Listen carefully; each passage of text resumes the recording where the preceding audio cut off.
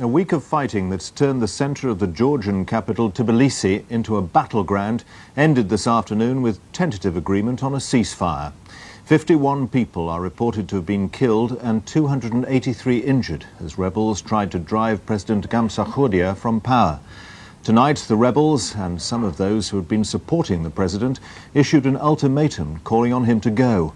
Both sides have warned that civil war could engulf the former Soviet republic if the situation is not resolved. Early this morning, the opposition forces surrounding the Georgian parliament resumed their attack. Tracer bullets streaked across the city. There was cannon and heavy machine gun fire from several different positions around the parliament building. The move to get negotiations underway came amid some of the fiercest fighting of the week, with indiscriminate shooting in much of the city centre. The opposition forces had declared their determination to force the surrender of President Gamsakhourdia, the man they accuse of dictatorship and of collaboration with the leaders of the August coup. The forces opposed to Zviad Gamsakhourdia say they have him completely surrounded now, but they're still being held back by sniper fire, and the bunker itself is heavily fortified.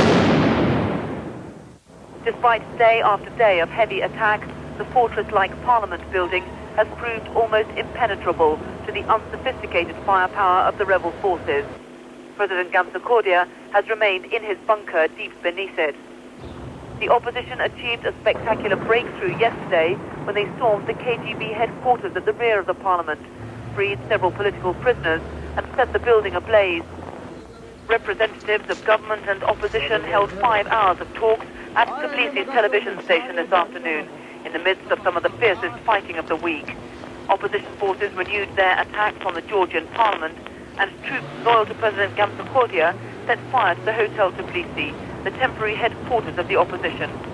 Tonight, several large buildings in the city are still ablaze, but the ceasefire declared at 6 o'clock local time appears to be holding, with the exception of some sporadic gunfire.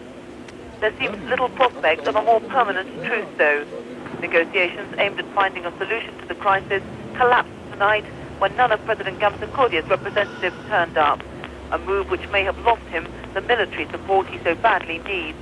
The leader of the National Guardsmen, who remained loyal to the president until now, joined with opposition leaders in demanding Mr. Gamsakhourdia's resignation. A communiqué issued tonight said that if he did not do so, he must accept full responsibility for the events which will follow. I understand they have already drawn up detailed plans to storm the parliament where he's taken refuge. Carol Walker, BBC News, Tbilisi.